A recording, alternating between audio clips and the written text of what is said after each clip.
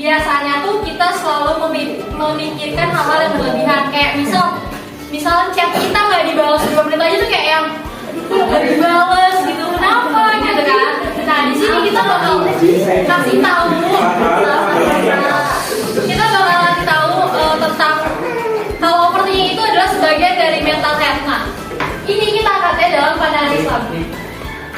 Apa sih mental health? Nah mental health itu kesehatan mental menurut pandangan agama Islam adalah kondisi sejahtera secara mental dan spiritual yang memungkinkan seseorang untuk menyadari potensinya sebagai tekanan normal terima, bekerja secara produktif dan berkontribusi secara konstruktif kepada masyarakat.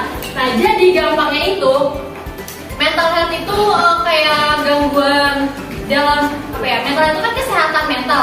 Jadi yang kayak overthinking terus depresi itu tuh maksudnya kesehatan mental, tapi kesehatan mentalnya yang menurun gitu, yang nggak baik. Nah jadi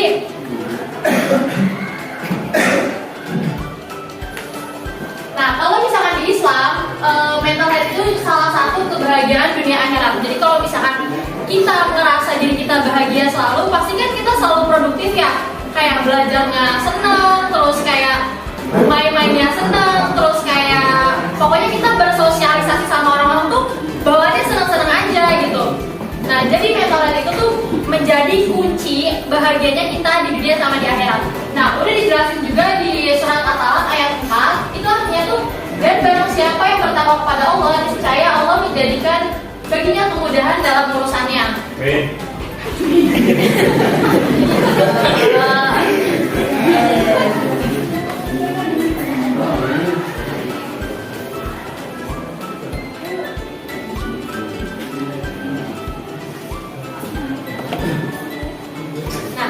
Yang kedua, kan ada kata kaitan surat At-Talaq ayat 4 dengan kesehatan mental, nanti dilanjutin sama Mas Yani.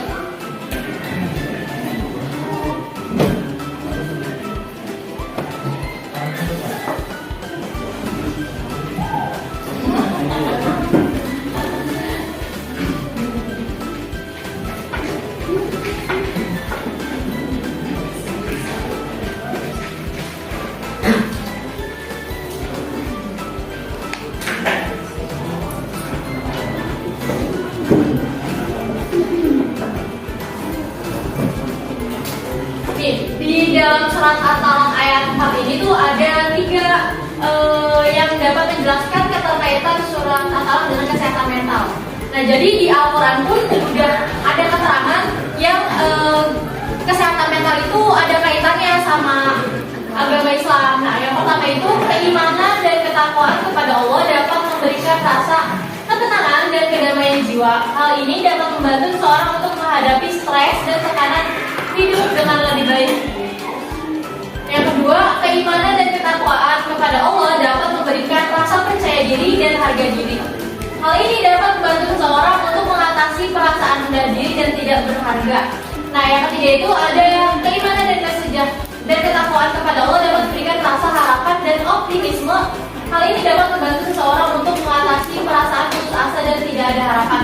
Nah, jadi kalau misalkan kita di Islam itu keimanan dan ketakwaan menjadi salah satu contoh dari baiknya kesehatan mental kita. Nah, adanya keimanan sama ketakwaan ini bisa memunculkan optimisme dalam diri kita. Jadi kita tuh jadi yang kayak percaya diri, terus jadi yang kita tuh damai gitu jiwanya, nggak yang berasa berusuk gitu. Terus juga kita tuh harapan yang kita taruh kepada sesuatu itu harapan yang positif gitu, nggak yang negatif.